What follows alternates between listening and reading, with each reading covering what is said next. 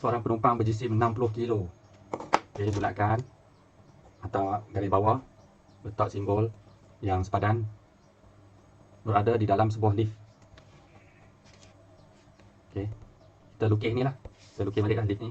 Kita lukis mudah-mudah je, simple je. Macam buah kelapa tadi cukup lah. Okey, lift. Buatlah tapak macam ni sikit, cukup. M sama dengan 60 kilo. Okey A. Lakarkan gambar rajah jasad bebas. Ni satu set ni, satu set. Maksud ni, gambar rajah jasad bebas. Okey kamu dah boleh terbayang itu kan. Okey, macam buah kelapa ni, anak panah arah daya ni. Kemudian labelkan nama anak panah tu. Menggunakan simbol W untuk berat penumpang dan simbol R untuk tindak balas normal daripada lantai lift. Okey, boleh Jadi ya kita ada gambar rajah ni. Ini orang bulat ni. Dan garis ni lift lift. Orang ni tekan lantai ni ke mana? Berat orang ni tekan lantai ni ke mana? Ke bawah kan? Kita buat ke bawah macam tu Anak panah. Label apa yang sesuai yang dia suruh letak tadi? W. Betul tak? Kemudian lukis juga simbol R untuk tindak balas normal. Ni ada satu set ni soalan. Ada satu set.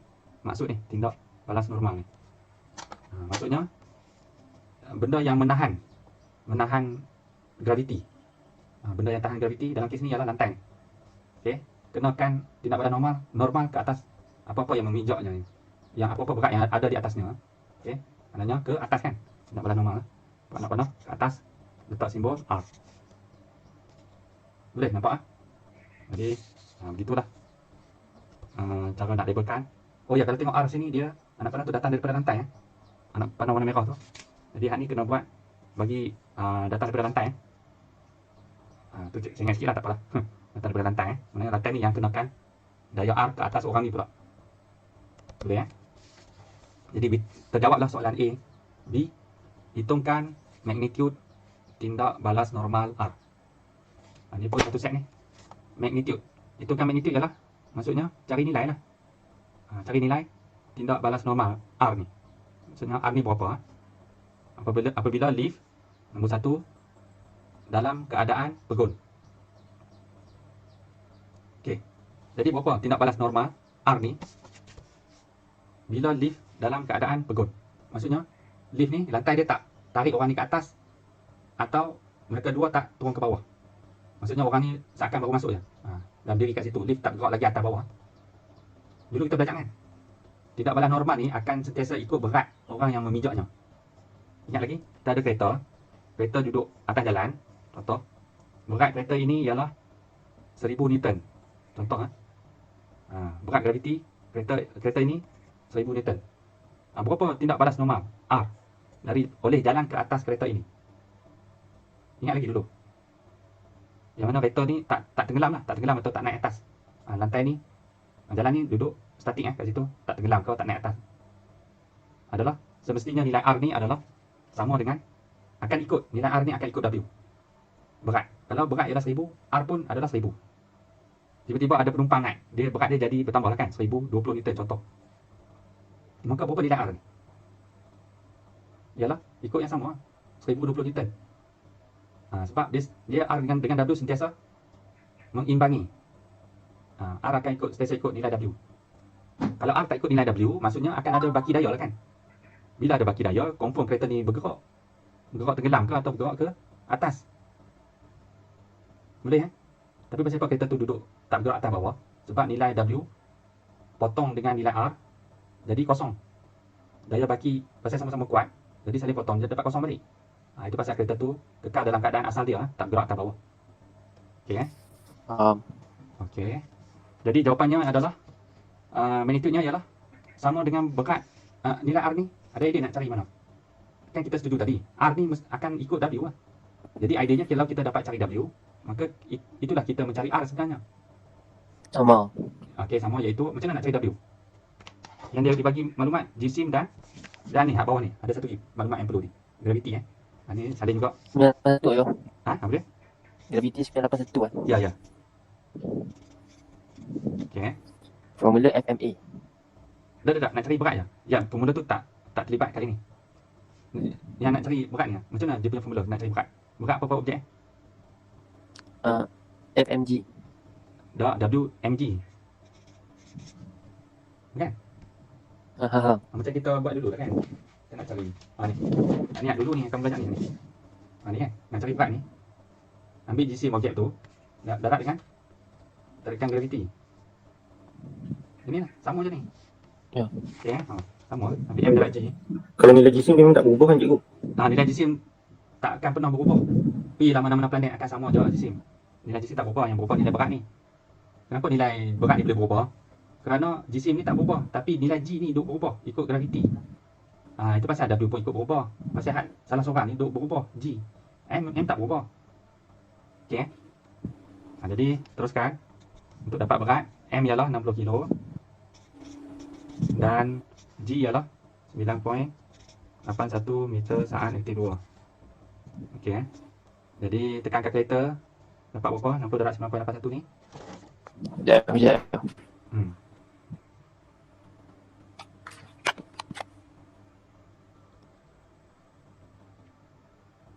5886 58.6 unit kilo darab meter saat negatif 2.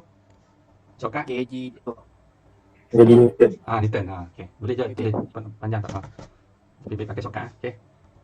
Jadi rupa-rupanya berat W ni ialah ini. Ini rupanya. Jadi kita bersetuju apa tadi? Tindak balas normal akan sentiasa ikut nilai W. Jadi kerana dalam cerita ni lift ni tak bergerak. Tak bergerak. Jadi ideanya nilai R ni semestinya sama kuat dengan nilai berat orang ni. Berat orang ni kita dah cari 588.6. Maka R juga ikut yang sama iaitu 588.6 Newton. Okey, inilah dia menjawab soalan B1 B1. R tu singkatan apa? R ni singkatan tu apa? R tu singkatan apa? R ni singkatan resistant. Aha. Resistant bahasa Inggeris. Resistant ialah bahasa Melayu rintangan. Aha. Okey. Nombor 2. Bergerak ke atas dengan pecutan. Okey, sekarang punya cerita yang tadi pegun. Sekarang ni lift ni dengan orang dia dalam ni bergerak ke atas. Bergerak ke atas dengan pecutan. Dibuat sikit nak panah. Bergerak ke atas dengan pecutan. Ni. Nampak ni pecutan ni 1 point. Okey, maknanya letak A lah kan simbol A A dia 1.2 meter saat negatif 2. Okey, betul. Okey. Ada suruh cari apa tadi? Cari nilai R pula. Cari nilai R kali ni.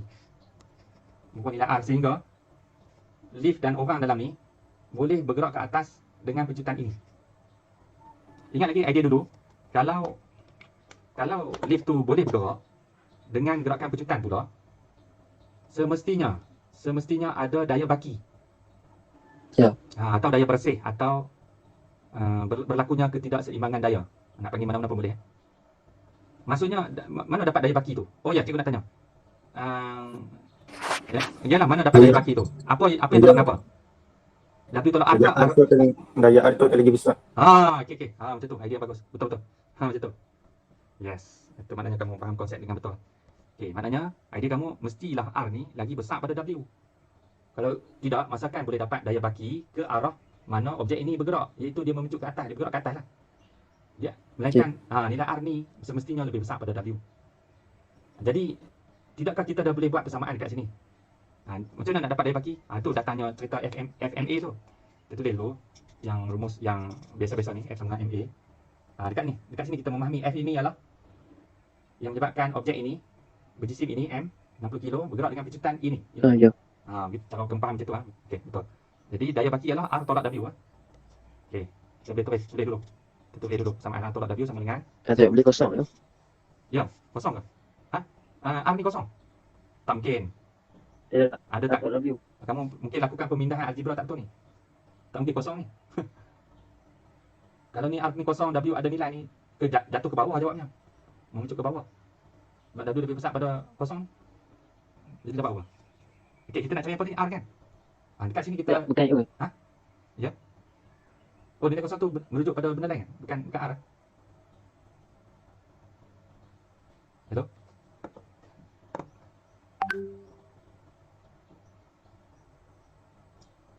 Kau cikgu silap mana-mana ke? Semua boleh nampak ni. Ke sangkut. Cikgu teruskan ni Ini kita ambil kesempatan lakukan pemindahan algebra dulu. Baru nanti kita isi nilai semua dalam tu. Okey Jadi untuk sehingga dapat nilai R ni. Jadi lain-lain komponen ni. Ini setiap satu ni kita panggil komponen lah. Komponen. Ada 4 komponen ni. 1, 2, 3, 4. Jadi lain-lain komponen bawa pergi belah kanan. Tinggalkan komponen yang nak dicari belah kiri. Jadi kita teruskan. Negatif W bawa pergi sana jadi MA tambah W. Betul lah. Masa ni lah kita ambil kesempatan untuk isi nilai. M ialah 60 kilo. A ialah yang ni Pecutan objek tu tau, bukan pecutan graviti Jangan silap A ialah pecutan objek tu. Dalam kes ni dia pecut 1.2. 1.2 meter saat nanti 2 tambah W. W ialah mana W? W ialah yang kita dah cari berapa tadi? Ini 588.6 Newton. Okey, 60 darab 1.2 dapat berapa? 60 darab 1.2 kita dapat 72 72. Okey, kilo darab bla bla bla ni shortcut tu Newton Newton. Tambah ini 588. Okey. Boleh tambah sebab n sama ni. Logaritma yang sama boleh tambah. Dapat berapa? 72 tambah 588.6 sama dengan 660.6.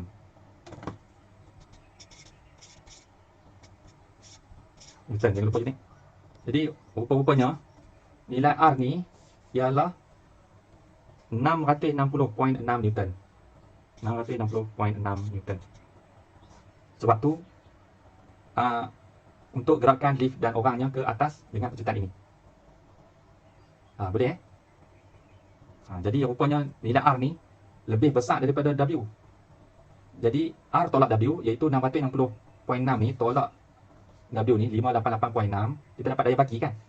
Rupanya daya baki hak sikit tu lah yang dapat menggerakkan objek semua ini dengan jisim ini 60 kilo ke atas dengan pecutan ini. Nampak? Macam mana cikgu kaitkan semua ni sekali semua cerita ni sekali Boleh Ada soalan setakat ni? Jadi kalau kamu tengok ni cerita ni ialah cerita yang cikgu sediakan kamu kemahiran yang dulu tu pasal cikgu latih hak dulu supaya kamu mudah untuk jawab semua benda ni. Sebab hak dulu kita dah berlatih Okey, boleh tiga pula dia bergerak dengan halaju seragam. Dia tak beritahu ke mana, arah mana. Kita faham kalau halaju ni sama dengan halaju seragam ni sama dengan 8. Kita faham dia arah mana, atas atau bawah?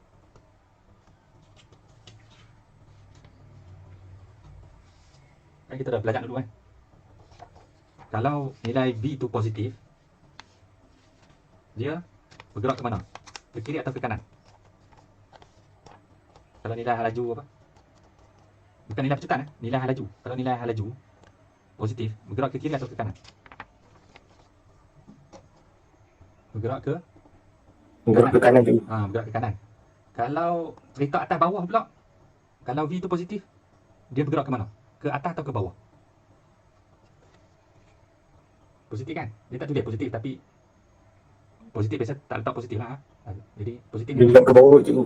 Tidak, kalau dia positif untuk cerita atas bawah, kalau halaju seragam itu positif, kita memahaminya bergerak ke atas.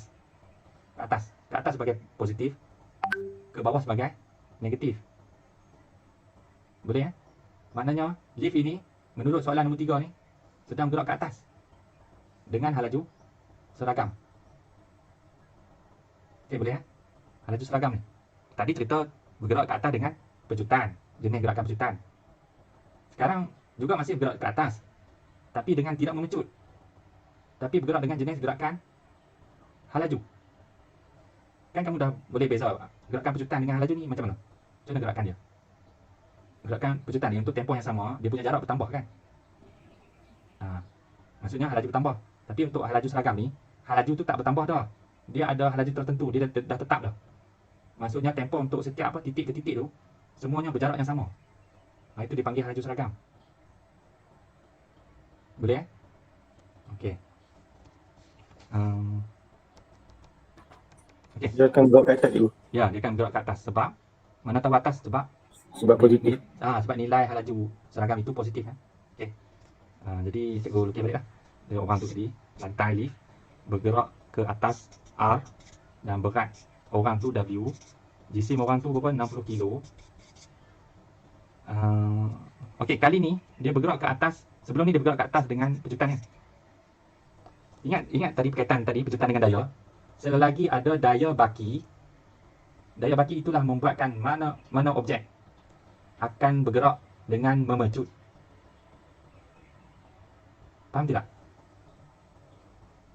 Habis kalau objek tu tak bergerak dengan pejutan, apa pula maksudnya pada daya baki tu?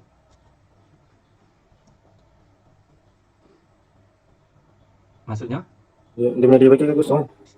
Maksudnya kalau dia tak bergerak dengan jenis pejutan, dia bergerak dengan jenis hal laju, maksudnya daya baki ialah kosong. Maksudnya R tolak W kosong. Maksudnya tak ada daya baki yang menyebabkan mana-mana objek dapat memecut. Melainkan hanya sama ada pegun atau kalau bergerak dengan hal laju tertentu dengan lurus, maka akan kekal inersia mereka. Apa ni? Hukum apa tu? Yang kamu akan belajar. Hukum inersia kan? Bahawa objek yang pegun Daya R dengan daya W akan sama kan cikgu. ya betul. Jadi ideanya pula kepada daya baki daya tak ada atau daya paduan kosong ialah idea yang lebih ke belakang ialah semestilah nilai R dan R tolak W ni kosong. Tanya lagi ke belakang lagi, lebih ke belakang. Macam mana supaya R tolak W ni boleh sama dengan kosong? Ialah bila nilai R sama dengan nilai W. Kan bila sama sahaja baru tolak benda yang sama, tolak nilai yang sama dapat kosong. Maksudnya nilai R ni akan kena ikut baliklah nilai W berapa supaya nilai R sama dengan nilai W. W tadi kan kita dah kira berat tadi berapa dapat? Ialah ni W ialah ni lah 588.6 ni. Hasil darab M darab G kan. Okey.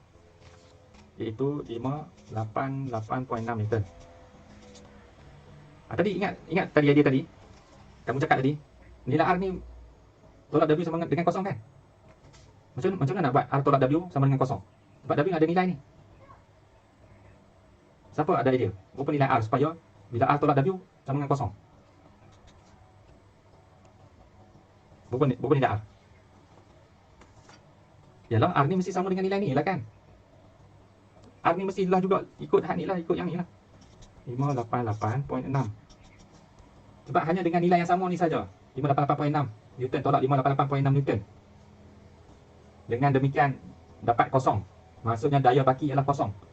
Bila daya baki kosong menyebabkan objek tidak memecut, tapi kekal dengan keadaan gerakan objek itu yang asal. Sama kalau dia asalnya pegun, dia kekal pegun. Kalau asalnya ialah sedang bergerak dengan ke atas atau ke bawah dengan hal laju seragam, maka kekallah mereka bergerak dengan laju seragam itu. Boleh jadi macam mana nak, maksudnya dapatlah jawapan. Itulah dia nilai R yang nak dicari untuk soalan 3 ni. Bergerak dengan hal laju seragam 8 meter saat negatif 1 8 meter saat negatif 1. Okay, jadi rupanya R ini adalah sama dengan ni lah. Sebab bila ini tolak ini, baki daya tak ada, maka itu pasal objek ni bergerak ke atas bukan dengan pejutan tapi dengan hal laju tertentu. Dalam kes ni 8 meter saat negatif 1. Okay, dia boleh jadi apa-apa saja pun. V ni boleh letak apa nilai pun. Asal letak 1000 meter saat negatif 1 ke 500 meter saat negatif 1 ke, tak kisah. Yang kisahnya jenis gerakan tu. Jika jenis gerakan tu V bukan A V, hal laju malam, maka kita dah mendapat idea. Daya baki ialah kosong. Maksudnya daya atas bawah sama kuat. Jadi saling potong, cancel satu sama lain, sama kuat sehingga dapat kosong. Boleh Dan akhirnya ke belakang lagi, nak cari R ni ialah kalau kita dapat cari W kan. Sebab dah cakap tadi R mesti sama dengan W. Boleh Jadi itulah jawapannya. Mana jawapan? Tengok kan. 58.6. Ya. Ini masa keadaan pegun kan? Ingat tadi musawat tadi, dia pegun kan? Kereta pernah dipegun kan? Tengok. Dia pegun pun 58.6. Kalau dia bergerak ke atas pun tapi dalam keadaan jenis gerakan bukan pejutan, jenis hal laju. Sama di atas atau bawah pun sama.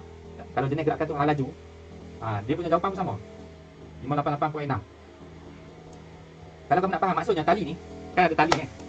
Lift ni macam mana boleh naik atas sebab dekat bucu ni dia pasang tali kan? Tali tu dah dia pasang apa? Penggelek kan? Dia pasang penggelek banyak-banyak Okey, tali ni tarik lift ni Lift ni lantai dia. Lift ni tarik lantai tarik orang ni ke atas. Maksudnya daya tali ni yang memaut pada lift ni kita panggil T daya tu kita panggil T. Daya T tu sama dengan ini 58.6.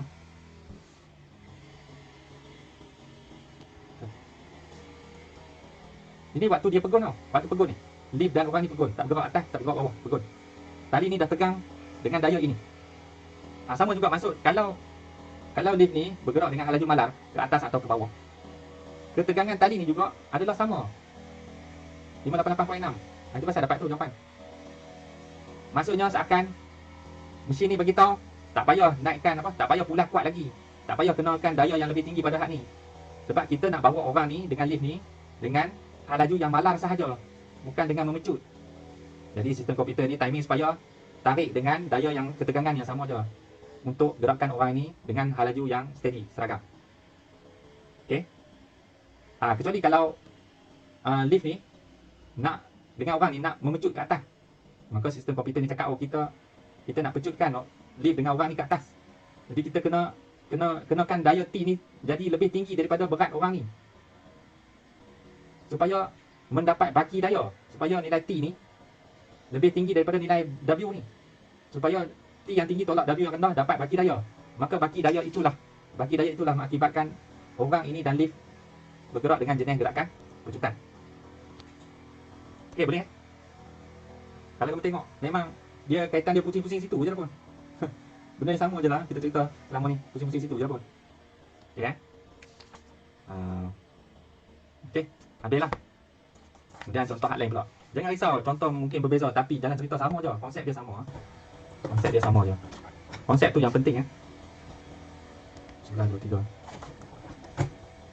923 lagi pukul apa? 11.40. Okey, kita buat ni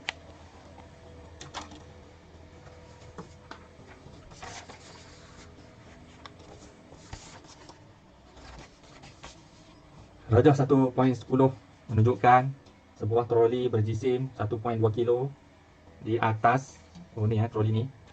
Okey. Kita ubah suai ni boleh supaya kamu tak pening dia jadi sengit macam tu. Troli ni kita buat bagi straight ke atas Tengok.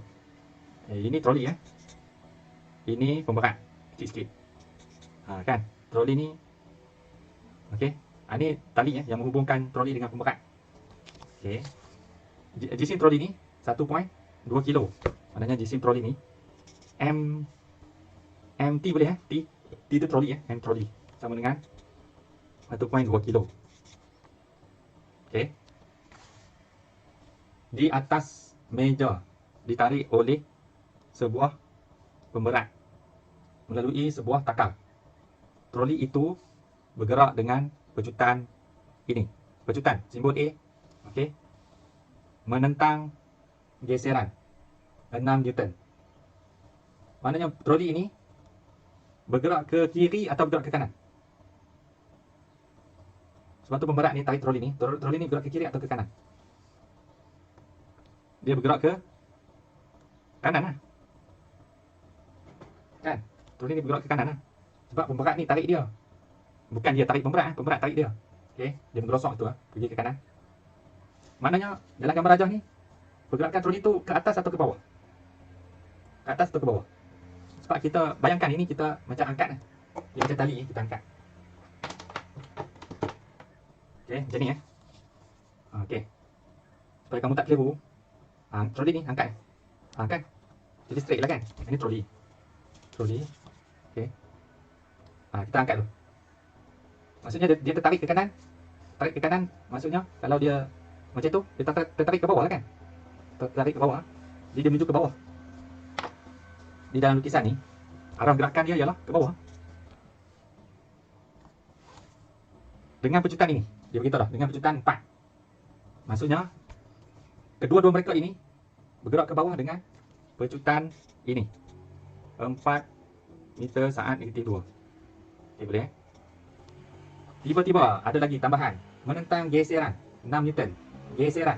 Geseran ialah ke sini ke belah kiri. Kan? Geseran ialah daya yang menentang arah gerakan troli.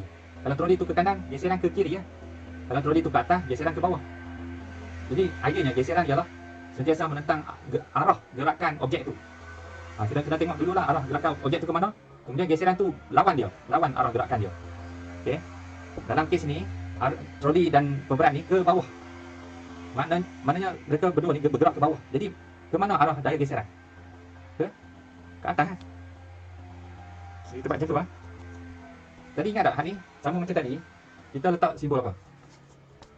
Kita letak R kan? Kita letak R untuk apa, sebarang rintangan, kita letak R. Jadi samalah. Hal ni R juga sebenarnya, R. Rintangan. Geseran adalah rintangan jugalah. Resistance. Okey.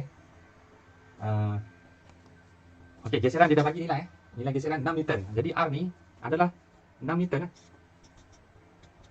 Okey, boleh Okey, itulah ideanya. Kamu cuba penuhi balik semua cerita ayat tu, lengkapkan balik dalam gambar rajah ni. Sebab kamu dah terlatih menggunakan gambar rajah ni untuk cipta rumus lalu selesaikan. Sebab tu pentingnya macam ni kena lukislah sikit. Sama balik. A. Lakarkan gambar rajah jasad bebas. Ini satu nama yang panjang. 4 ni memang adik-adik. Maksud dia sama je. Gambar rajah jasad bebas maksudnya kena buat anak panah daya lah yang bertindak atas objek tu. Bagi troli dan pemberat. Okey. Gunakan W sebagai berat troli, R sebagai tindak balas normal ke atas troli, FR sebagai daya geseran yang menentang troli, T sebagai tegangan benang, dan B sebagai berat bagi pemberat. Oh, banyak ni, benar ni. Okey, tak apa. Okey, W berat troli Berat troli ialah ke bawah lah. Bawah sini saya ikut tarikan graviti ke bawah. Kemudian meja ni menahan troli ni untuk ikut daya graviti, iaitu R, tindak balas normal. Jadi kita dah label R. Kemudian dia beritahu FR, daya geseran, labelkan sebagai FR, iaitu macam ni ke arah troli bergerak ke kanan. Daya geseran melawan arah gerakan. Okey. FR. T tegangan benang.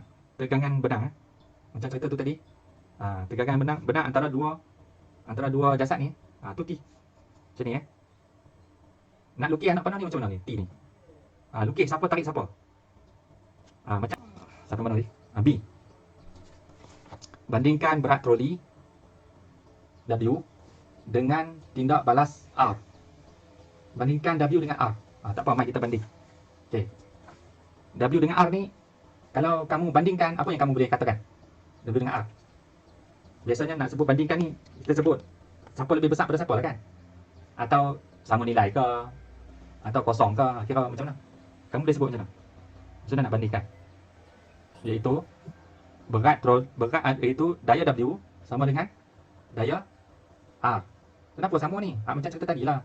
Sebab troli ni kan pegun. Kalau cerita atas bawah lah, cerita atas bawah, troli ni kan pegun. Kalau cerita kiri kanan ni memang tak pegun lah, dia bergerak ke kanan. Ini kita nak cerita pergerakan troli ni atas bawah. Kenapa boleh pegun cerita atas bawah ni? Maksudnya troli ni tak tenggelam ke meja ni, dan troli ni tak terbang ke atas. Kerana nilai W sama kuat dengan nilai R. W bergaduh dengan R, daya baki kosong. Bila daya baki kosong, troli kekal pegun atau bergerak dengan halajumalar. Tapi dalam ni dia tak bergerak atas atau bawah dengan halajumalar. Dia stay situ Yalah, dia boleh stay sepanjang ni lah. Jadi kita cerita atas bawah Jadi cara nak tulis, nak jawabnya beginilah. Berat troli W sama dengan letak kata sama dengan tindak balas normal R. Begitu sajalah. Boleh Teruskan C. Hitungkan daya paduan. Maksudnya ni nak suruh cari baki daya lah kan? Baki daya. Hitungkan daya paduan yang bertindak ke atas troli F. Troli F. Kiat ni Okey, daya paduan tu, daya baki tu akan namanya sebagai F. F. Boleh Jadi macam mana nak buat?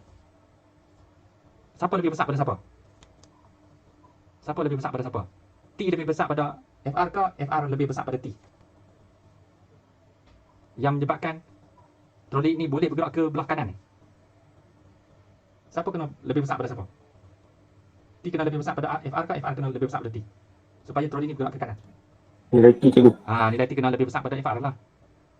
Jadi dia suruh cari daya paduan. Jadi daya paduan itu ialah kalau kita dapat cari nilai T tolak nilai FR.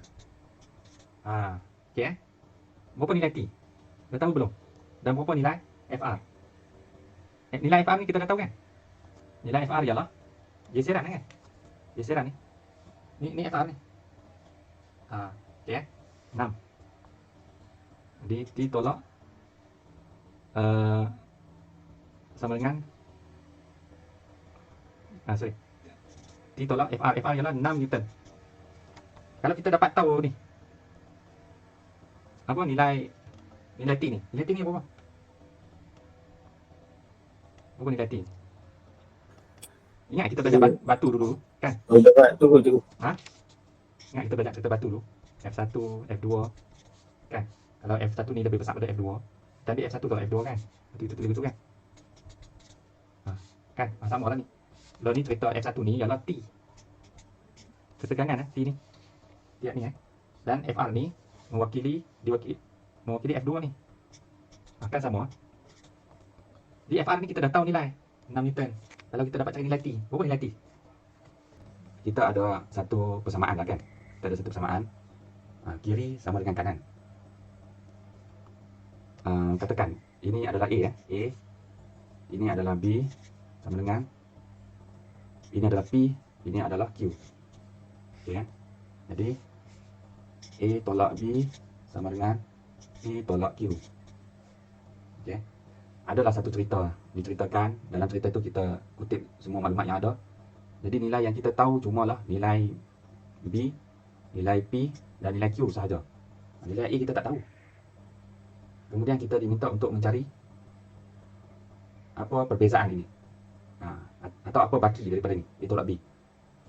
Sedangkan kita tak tahu nilai A ni, nilai A tak diberi. Jadi macam mana nak buat? Macam mana nak boleh dapat jawapan ini tolak ini, apa hasilnya, tanpa melalui ini, tanpa melalui perlu cari A, sebab A tak diberi.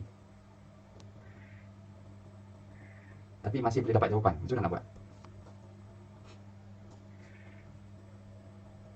Yalah, dengan mencari nilai kat sini lah kan? Betul tak? Dengan cari nilai kat sini lah. Kita tahu nilai P. Dan kita pun tahu nilai Q. Sebab P tolak Q, artinya jawapan ini memang sama dengan ini. Kan? Maksudnya kita dapat perbezaan ini daripada persamaan hak belah kanan ni. Tidak yang sebelah sini. Sebab ini sama dengan ini. Ini sama dengan ini. Ini sama dengan ini. Maksudnya kita mencari salah satu saja, satu bahagian saja, sudah mewakili, jawapan itu sudah mewakili semuanya.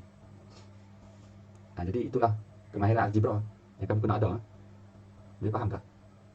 Contoh yang kita buat dulu, cerita tentang seketul batu kan. Seketul batu. Okay, bergerak, ditarik oleh dua daya. Katakan F1 sama dengan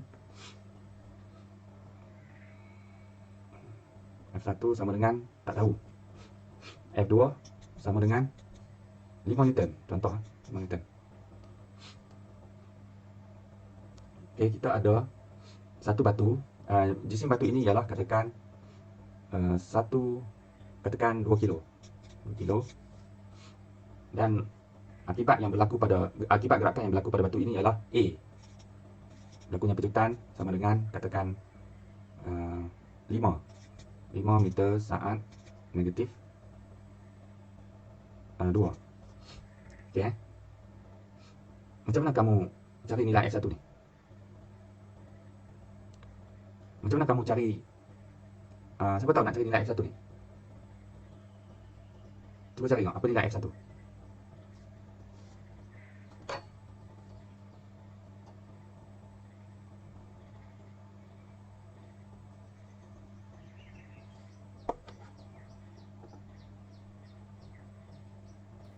Dapat 5 cikgu. Betul. 5. Kamu dapat F1 ni 5. Tak mungkin. Sebab 5 tolak 5, daya paduan kosong atau daya baki kosong. Masakan daya baki kosong boleh gerakkan batu ini dengan memecut. Daya kosong tak dapat gerakkan apa-apa objek dengan memecut. Jadi itu cara cepat dapatan nak tahu jawapan kamu betul atau tidak. Sebab tak logik kan, 5 lawan dengan 5 kosong. Tiba-tiba batu ni boleh memecut. Batu hanya boleh memecut bila ada baki daya sahaja yang bukan kosong. Okay, cikgu nak tanya kamu. Cikgu ubah soalan. Cikgu nak tanya kamu. Berapa baki daya dalam cerita ni?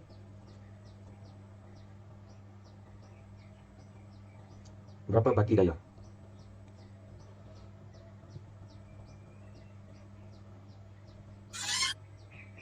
Okey, macam mana nak cari baki daya? Baki daya tengok dia menghitung kot. Apa dia? Dah tak? Yang macam kita belajar dulu, macam mana nak cari baki daya? Ikut matematik ni. Yang biasa dulu kita buat. Apa tolak apa? F1 tolak F2 kan? Itu cara kita cari baki daya kan? Betul tak? Jadi maka kita pun nak cari baki daya, iaitu F1 tolak F2 kan? Sama dengan MA kan? Ini terhasil daripada yang asal lah, F sama dengan MA kan? Kita memahami F ni ialah baki daya. Baki daya inilah mengakibatkan objek ini berjisim ini mahu memecut. Sama lah kan? Baki daya ini menyebabkan objek ini berjisim ini mahu memecut. Okey. Jadi macam mana nak cari baki daya ni? Atau macam mana nak cari nilai F1 tolak F2? Sebab kita tak tahu nilai F1 kan? Kita tak tahu. Kita cuma tahu nilai F2. F2 dah diberi 5 liter. Sama dengan MA. Macam mana nak cari nilai baki daya ni? Sedang F1 kita tak tahu.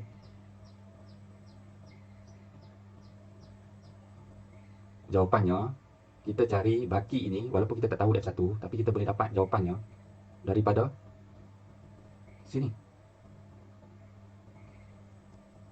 Berapa nilai? Berapa nilai MA? 10 je. 10. 10. Kamu ambil 2 darab 5. 5. Jadi dapat 10 unit Newton kan? Okey, sekarang cikgu tanya balik lagi sekali. Berapa hasil baki daya? 5. Dah tak? 15. Dah tak? 15. 15. Masuk kamu satu 1 tolak tolak 5. 5, kamu dapat 15 ke? 15 kah? Kamu dapat macam ni? Dapat macam ni? Sebab ni ada Mana persamaan. ada persamaan? Maksudnya 15 sama dengan 10. Betulkah 15 sama dengan 10?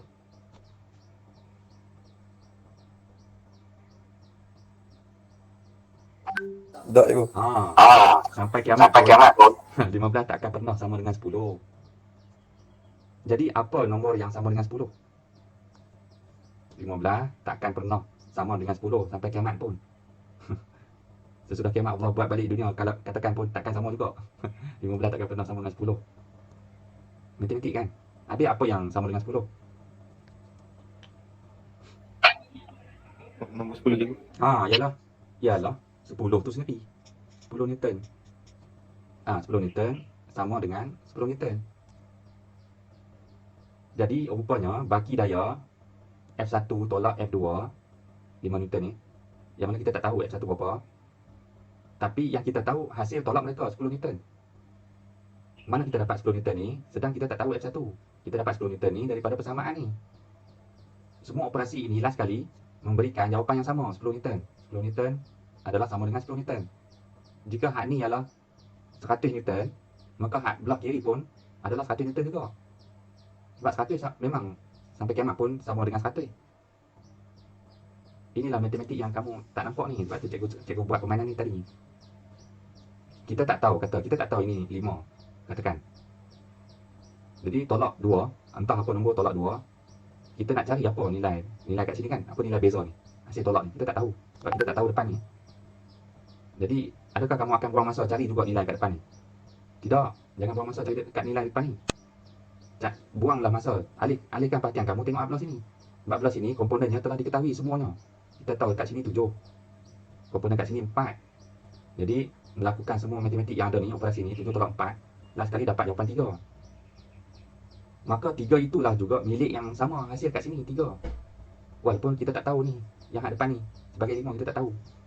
Kamu faham tidak ni? Sama jugalah kalau ini dengan terus hak ni. Kan? Katakan hak tengah ni tak ada, hak ni semua tak ada. Okey. Apa hasil kat sini, matematik last kali sama dengan hasil kat sini kan? Betul tak? Apa hasil ni? Apa hasil dia? 3 darab 1 apa? 3 kan? Jadi maksudnya 3 ni semestinya sama dengan hasil jawapan kat sini 3 juga. Walaupun kita tak tahu nilai 5 ni. Kita tak tahu. Sebab itulah maksud persamaan tu. Inilah dulu masa kamu tingkatan 1 diajar dulu ni, apa maksud persamaan ni? Apa maksud persamaan ni?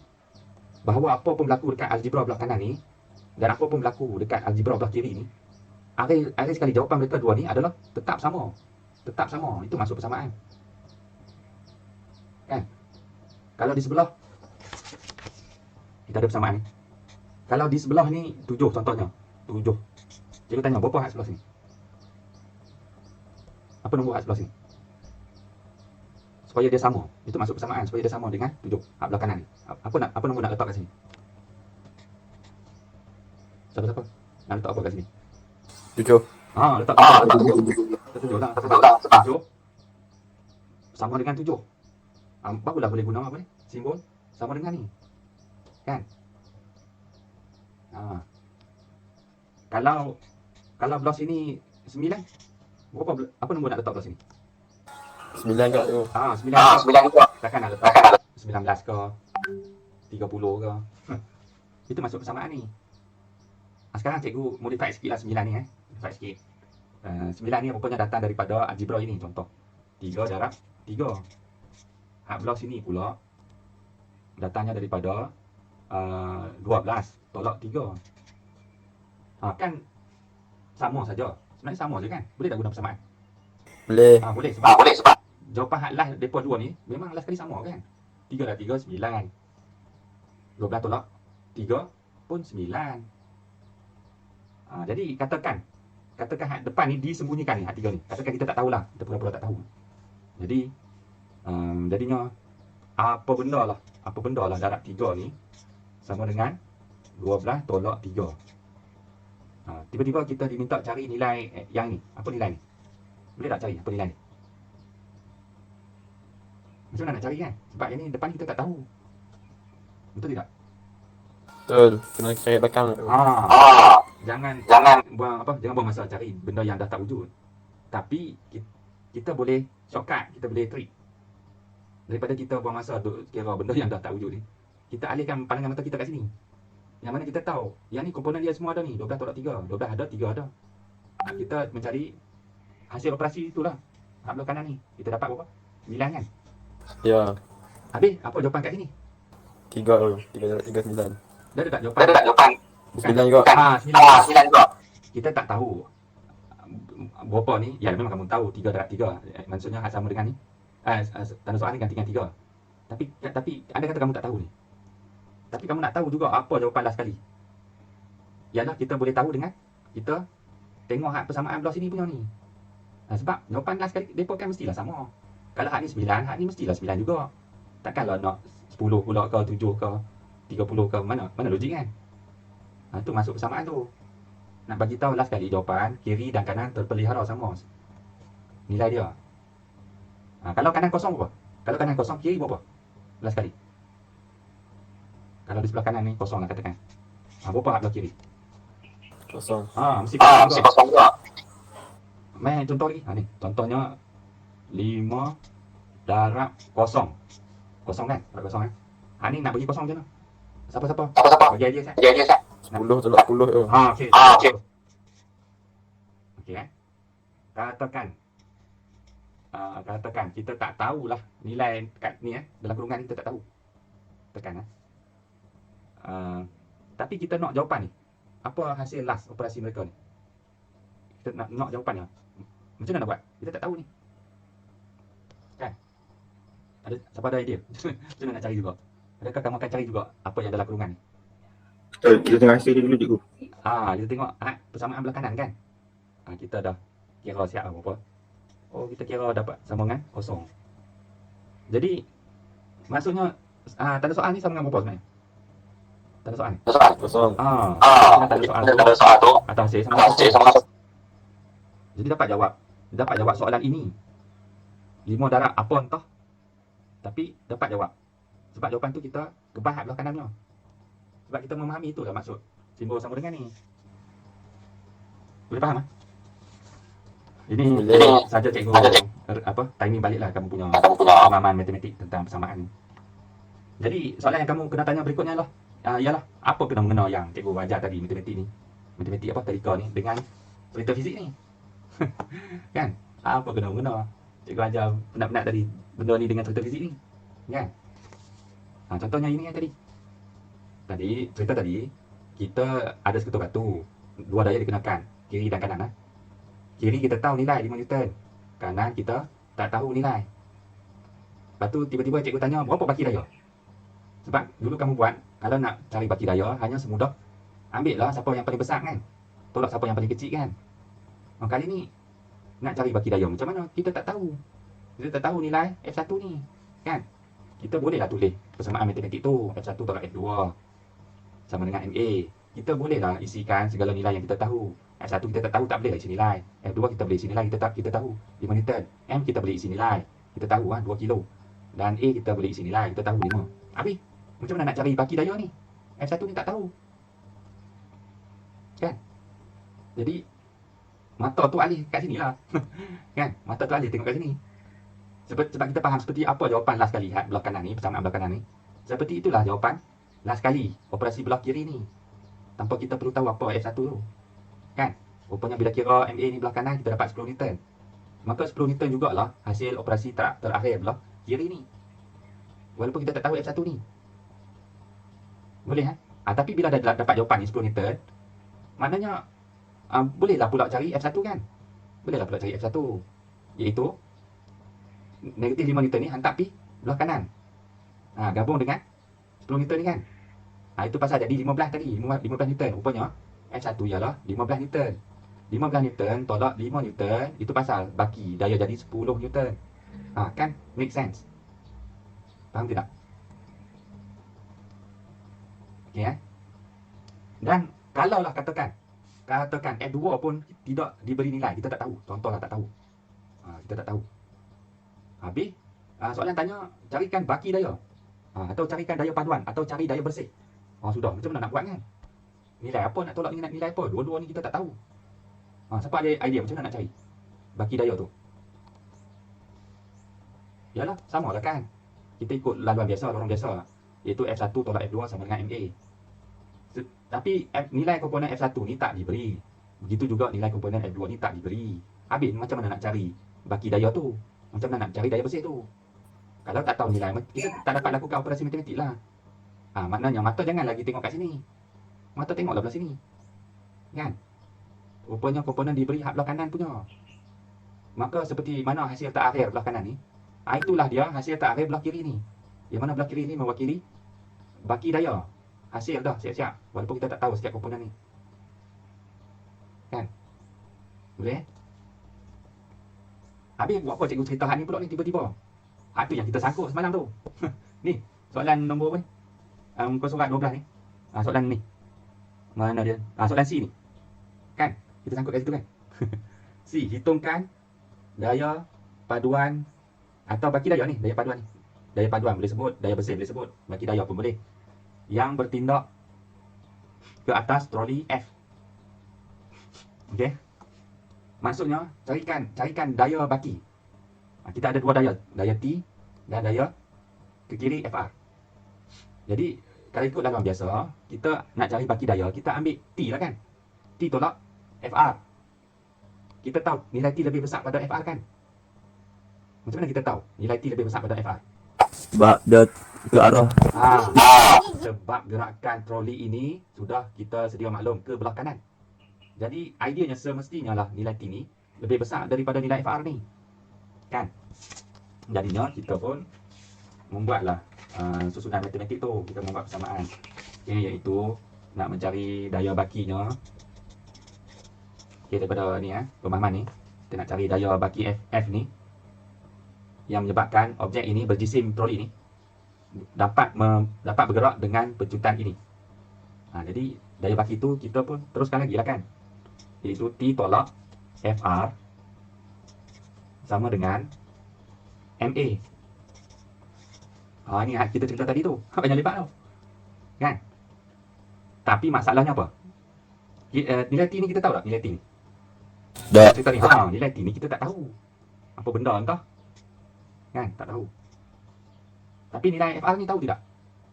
Tahu. Tahu iaitu menentang geseran 6 Newton. FR 6 Newton. 6 Newton. Okey, sama dengan nilai M apa? Nilai M troli ni. 1.2 kg. Okey. 1.2 kg Tanggal dulu. dengan pecutan tahu. Pecutan. Troli ni memecut. 4.0. Kita dah cari itu kan. Iaitu 4 dia bagi tahu dalam ni dalam ayat ni 4.0. Negatif 2. Okey. Sinilah yang hadapi masalah ni. Macam mana nak cari daya baki ni? Kan? Macam mana nak buat? Siapa tahu? Sebab itu yang soalan C tanya kan? Soalan C tanya, hitungkan daya paduan atau hitungkan daya baki yang bertindak ke atas troli. Tapi masalahnya kita memanglah nak hitung tapi kita tak terhitung ni. Sebab T ni soalan tak bagi pun.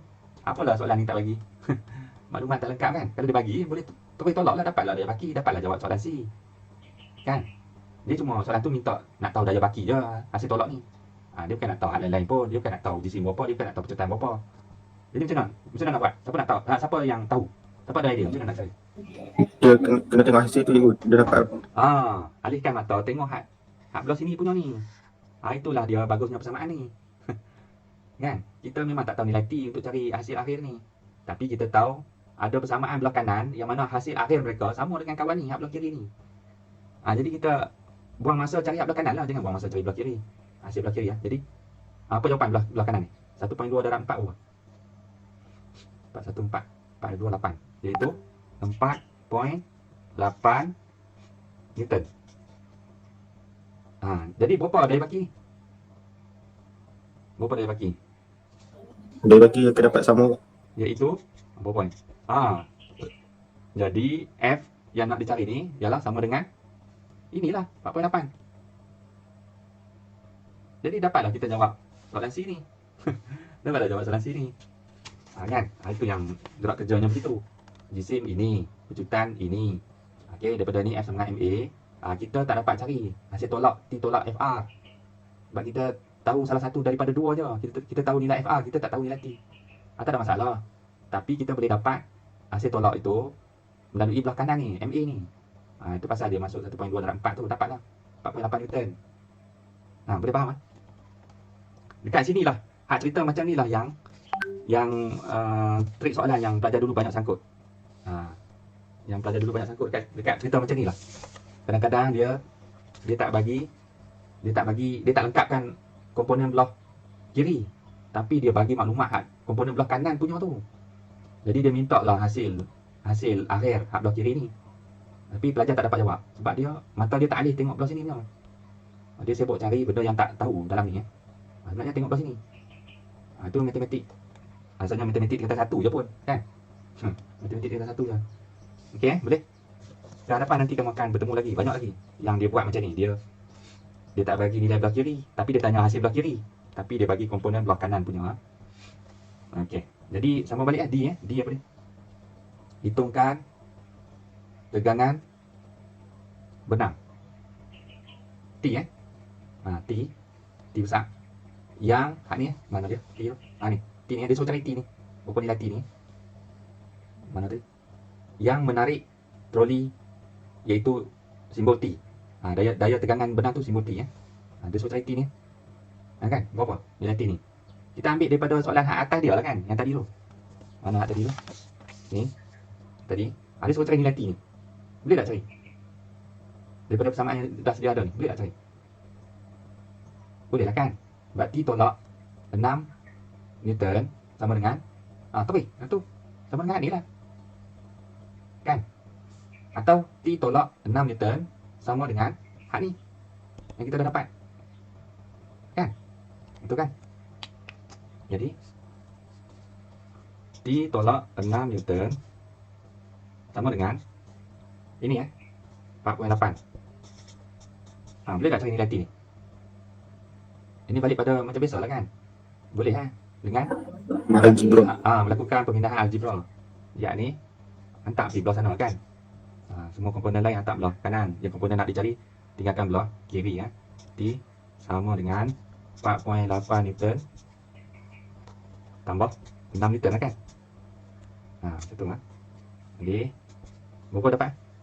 6 tambah 4 10.8 Newton. Itulah dia nilai T. Okey, boleh Jadi dapatlah sama 10.8 Newton. Okey, E berapakah kamu ambil pukul berapa? 10 ya. Okey. Berapakah jisim M okey, boleh gariskan letak simbol M M. Berapakah jisim bagi pemberat dengan simbol M? Biasa dia buat pertanyaan macam ni pula. M letak kat ujung. Okey tak apa. Samalah maksudnya M. Pemberat pemberat. Ni pemberat bukan troli Jisim pemberat. Mana pemberat? Ni kan? Jisim hak ni pula. Tadi jisim hak kawan ni kita dah tahu kan, troli ni. Sebab dia yang bagi tahu kan. Jisim troli 1 point. Troli berjisim 1.2 kilo. Lalu ni dia nak tahu nilai jisim berat ni. Sebab yang hari tu kita kutip maklumat tu tak ada bagi tahu nilai jisim pemberat ni kan. Dia tak bagi tahu. Jadi macam mana nak dapat? Macam mana nak dapat jisim pemberat? Apa ada idea? Dia cerita sama juga macam cerita ni tadi cerita persamaan tu semua. Cerita ni. Dia ada dia guna hak ni lah. Nak cari jisim pemberat. Siapa dapat buat? Siapa ada idea? Ada Dia punya percutian tu akan sama juga cikgu. bahawa okey, bagus. Bahawa ideanya seperti mana troli ni memecut, semesti itulah juga semua yang bertaut pada tali yang sama ni, objek itu akan memecut. Kalau troli ni memecut dengan 10 meter saat × 2, maka ideanya pemberat ni pun memecut dengan pecutan yang sama, 10 meter saat × 2. Kan? Kalau depa pecut berbeza, semestinya tali ni putus. Tali ni memberitahu, mengikat antara mereka dua ni. Kalau seorang memecut, hak seorang lagi pun kena memecut lah. Kalau hak seorang bergerak dengan gerakan halaju seragam tertentu, hak seorang lagi pun kena bergerak dengan gerakan seragam halaju tertentu itulah yang sama dengan dia. Nampak tak? Tali ni membawa maksud apa berlaku gerakan pada dia juga mestilah berlaku pada gerakan pada dia. Kalau tidak, masing-masing pi dengan hal sendiri, putuslah tali ni. Boleh Jadi idea yang kamu dapat, pemberat ni memecut dengan nilai yang sama dengan troli ini memecut. Maksudnya A troli ni kita boleh kongsi pada A objek ini. Cuma arah berbeza lah kan. Troli ni pi ke kanan, memecut ke kanan. Pemberat ini memecut ke bawah. Tapi yang samanya ialah nilai pecutan tu sama. Okey. Jadi sama lah juga cerita B ni. Iaitu dia suruh cari berat berat troli berat pemberat. Kita dah dapat kita dapat dah salah satunya komponennya, iaitu berapa pecutan tadi kita dapat 4 sama-sama troli 4 meter saat × 2. Kalau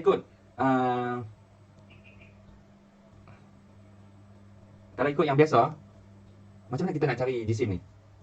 Kalau kita ada berat lah kan, berat W. Kita ambil, macam mana nak cari berat pemberat ini, B Kita ambil M, graviti. jisimnya darab graviti planet itu. Okey. Boleh tak kita buat pemindahan algebra ni supaya kita dapat nilai M kan? Jadi kita pindahkan G di belah kiri kita dapat M W per G. Betul tak? Tu kalau kita tahu komponen W ni dan kita tahu nilai G ni, dapatlah kita cari M kan? Betul tak? Jadi nilai G kita tahu tak nilai G ni? nilai G objek ini berada. Kita dah tahu ni dia bagi kecepatan graviti 9.81 Nilai W ni tahu tak? Nilai W, nilai pemberat. Kita tahu, tak tahu kan nilai W ni? Ada cara, ada cara tak nak cari nilai W ni? Ada cara lain tak?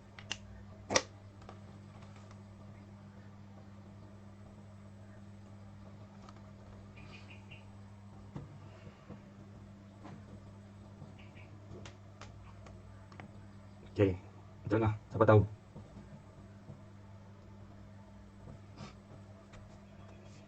Tidakkah pemberat ni sepatutnya dia jatuh dengan tarikan graviti kan?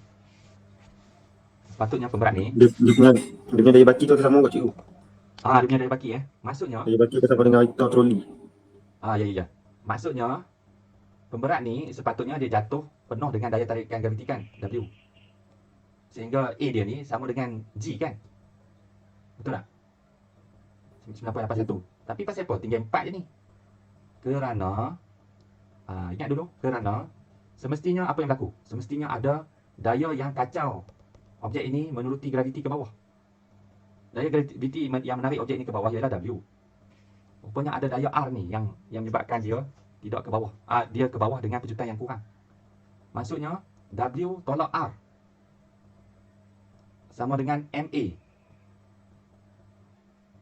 Kan? Jadi daya baki W tolak R sama dengan MA. Lagi sekali maksudnya kita cari daya baki ni, daya baki dia itu W tolak R ni, daya baki itulah menyebabkan objek ini berjisim ini yang nak dicari bergerak dengan pecutan ini.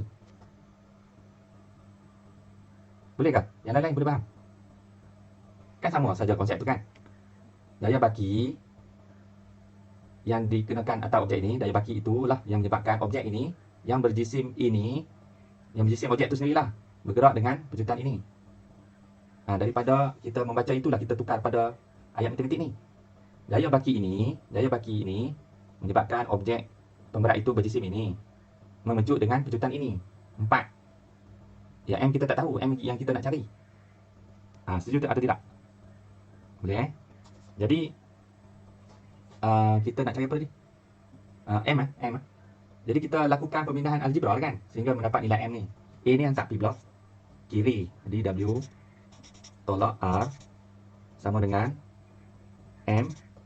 A duduk bawah.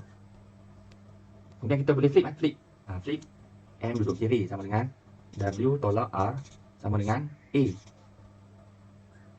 Okey.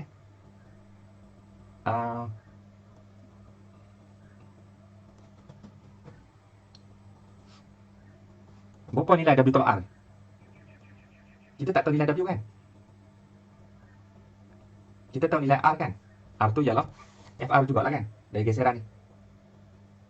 Okey, tapi nilai W ni kita tak tahu. Macam mana nak cari hasil ni? W tolak R, walaupun kita tak tahu W. Tengok M.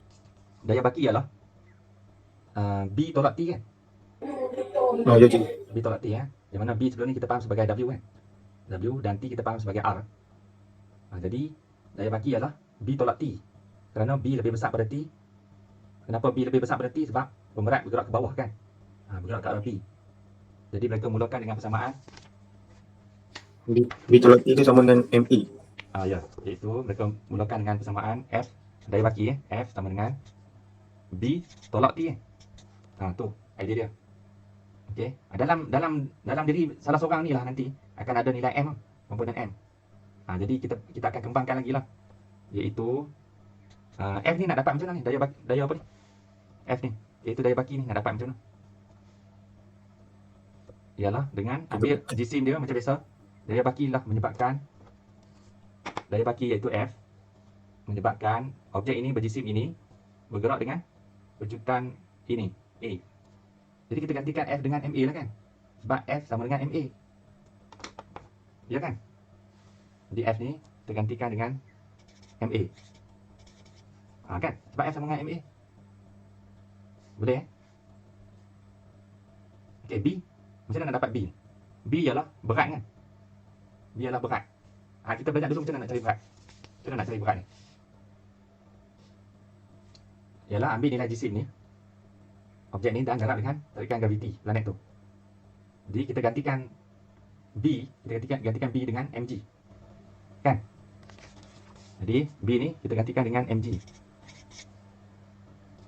Kemudian tolak T. T kita dah tahu nilai. Dah tahu kan? Iaitu daripada soalan yang atas ni. 10.8 10.8 Newton. Kita isikan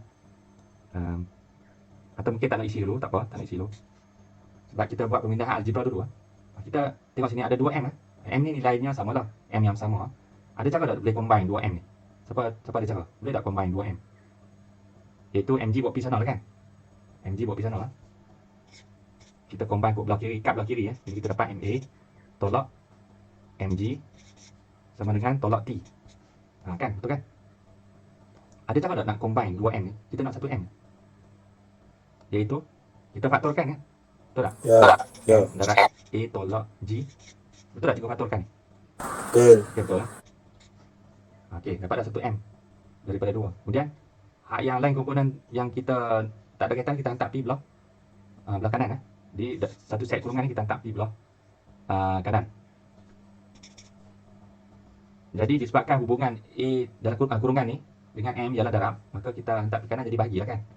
Kita dapat negatif T bahagi A tolak G. Okey. Jadi mula daripada sini lah kita isi nilai.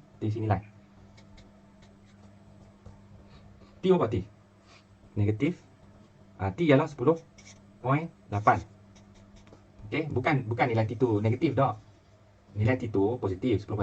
Tapi negatif ni mana? Negatif ni mai daripada rumus rumus. Okey. Bahagi A berapa A? A ialah pecutan 4, pecutan pemberat tu ke bawah 4.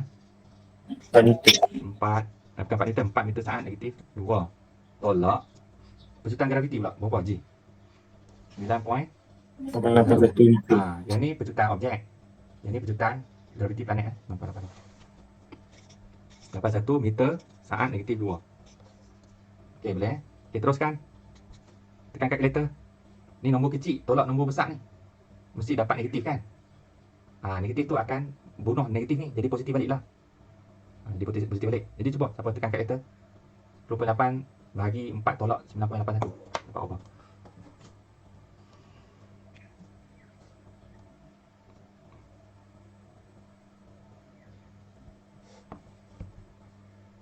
Apa tadi?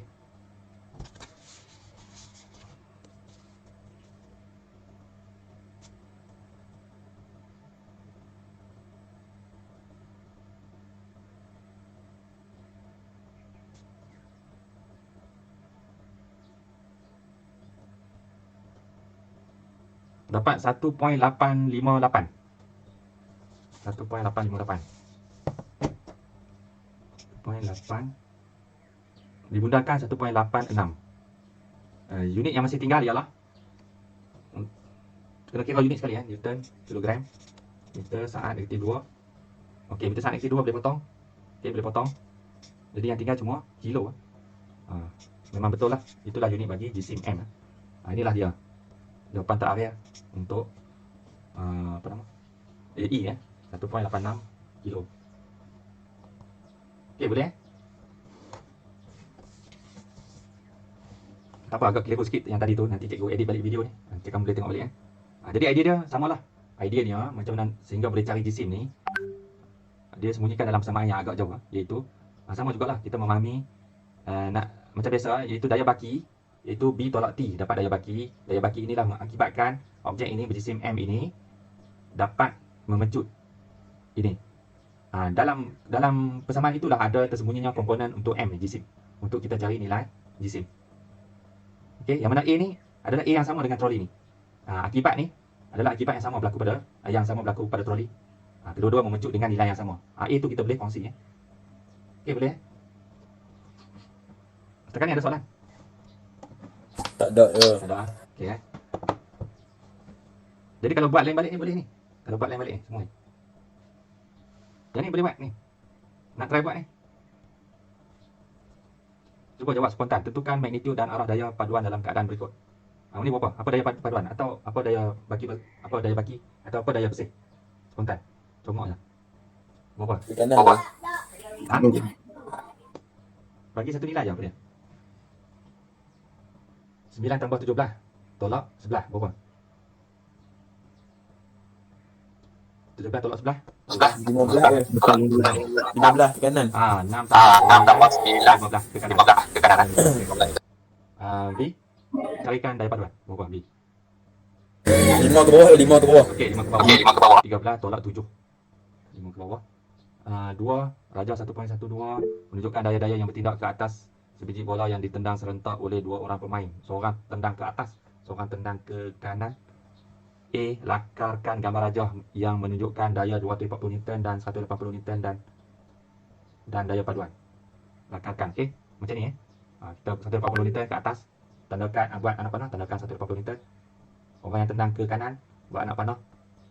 Biasanya panjangkan sikit nak membandingkan ni. Sebab ni 240 lebih besar pada 180, buatlah lebih besar sikit. Jadi tandakan labelkan 240. Kemudian dia minta apa? Buat daya paduan. Macam mana nak padukan dua daya ni? Ingat lagi dulu kita belajar. Iaitu kita boleh padukan dua daya dengan dua cara kan. Iaitu cara pertama dipanggil cari petikat. kaedah. Cari Ni. kita nak. Ni, kat ni. Kaedah segitiga daya. Kan? Kita ada dua daya ni, nampak contoh F1. Seorang tendang kot ni, seorang kenakan daya kot ni, tendang kot ni. Macam mana kita nak padukan dua daya ni? Kita ada dua cara boleh guna. Cara pertama dipanggil kaedah segitiga daya. Kaedah kedua, kaedah segi empat selari daya. Bila masa kita nak guna kaedah hak lukisan ni? Bila masa? Bila daya yang lagi satu tidak mengufuk dengan dia ni. Kan senang kalau daya F2 ni pi kat belakang kot ni, kan? Bertentangan. Kan kita tolak tambah macam biasalah. Tapi yang tak menjadinya kita tambah tolak macam biasa tu. Sebab daya ini dia ada sudut lain. Dia tak secantik kiri kanan ke atau atas bawah. Daya ni, kepada daya ni dia ada sudut lain pula. Jadi kita tak boleh lah main tambah terus gitu. Tak boleh tambah nilai direct gitu, tak boleh. Kita kena nak tambah dua daya ni, kita kena guna kaedah ni lah, segitiga daya atau segi empat selari daya ni. Mana-mana pun boleh dapat jawapan yang sama. Jadi ingat lagi segitiga daya dulu. Kaedah segitiga daya ni kita temukan kepala dengan ekor. Kepala had kawan ni punya kepala had ni kan, kepala panah. Kita temukan dengan ekor kawan ni, F2 ni kat sini. Boleh bayang?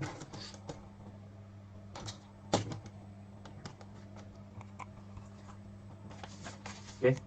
Ni dah ada dua daya gitu kan tadi. Macam tu cara nak guna ni kepala panah F1, F2. Cara kita nak guna nak lakukan daya paduan ialah kaedah yang pertama, kaedah segitiga. Kita bawa ni. Temukan kepala dengan ekor macam ni. Satu yang hujung ni ialah kita cantumkan ekor dengan kepala. Hujung ni. Kita lukis tu. Inilah dia daya paduan tu. Maksudnya bola akan pergi macam tu. Bola akan pergi gitu. Tengah-tengah antara mereka dua begitu. Atau kita boleh temukan ini yang asal. Kita boleh temukan sebelah sini. Kita temukan sebelah sini. Sebelah sini. Kan? Masih kepala bertemu ekor kan? Kemudian kita gariskan hujung ke hujung. Dia akan jadi macam ni sama. Arah yang sama kan? Panjang yang sama. Betul tak? Kan? Atau kita boleh guna kaedah segi empat daya. Kaedah segi empat selari daya. Iaitu katakan yang ni yang asal lah. Yang asal ni macam tu lah. Jadi kaedah segi empat selari daya ialah kita buat macam tu. Okey, guna tu kan jangkau lukis. Kita buat macam tu. Kan? Lepas tu sama juga temukan dua titik ekor, temukan dengan titik kepala ni. Okey, macam tu. Jadi sama juga kita akan dapat nisbah panjang yang sama dengan arah yang sama, sudut yang sama sini sudut.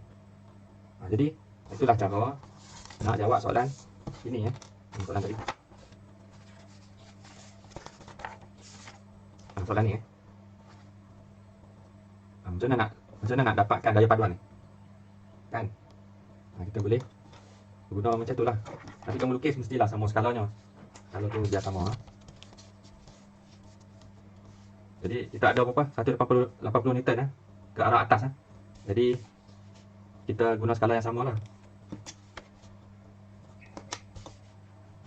Okey, kita katakan 180 Newton kita wakili sebagai berapa? Tengok. 10 Newton 1 cm boleh? Kan? 10 Newton 1 cm. Kalau 180 Newton berapa cm?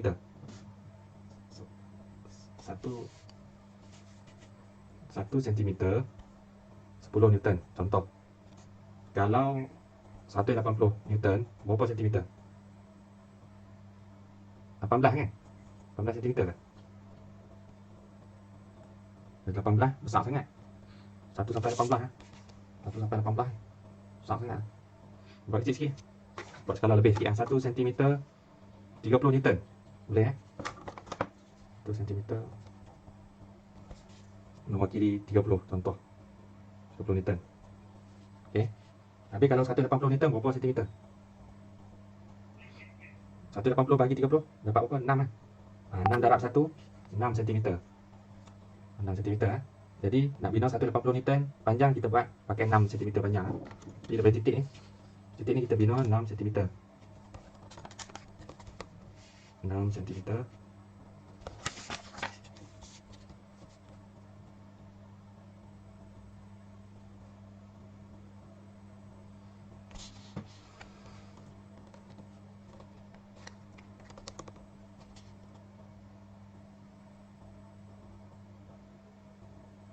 Okey, sini 6 cm. Kemudian dia punya ni, daya ke kanan tu. Daya ke kanan ni ialah 240 Newton. Ikut nisbah yang sama. Sebab kita ada kira 1 cm 30 Newton. Kalau 240 Newton berapa cm? 240 bagi 30 dapat 8. 8 darab 1 8 cm. Jadi kita buat ke kanan ni dengan panjang 8 cm.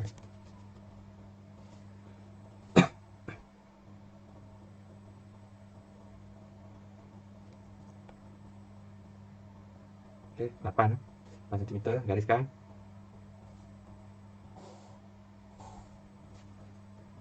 Letak apa nak? Letak apa? Arrow sikit. Ni pun sama gariskan. Okey, letakkan kepala anak panah. Okey, dapat. Yang ni 180 Newton dan ini 240 Newton. Jadi kaedah mana satu kamu nak guna nak padukan dua daya ni? Boleh guna kaedah segitiga selari atau kaedah segi empat selari. Okey, pakai kompas. Mana kompas ni? Terbang pula. Terbang mana lah pula. Okey, kompas Pokok sini. Tarik. Okey, sama Ini cara kita pindahkan untuk bina segi empat selari daya. Okey, ini pokok panjang pula.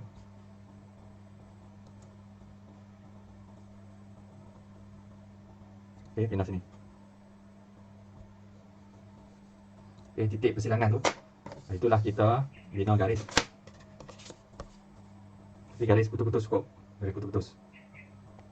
Empat garis panduan saja. Okey, dan belah sini sama. Garis putus-putus.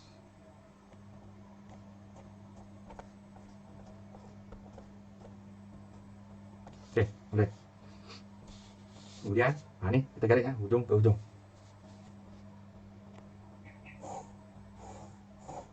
Okey, letak anak panah.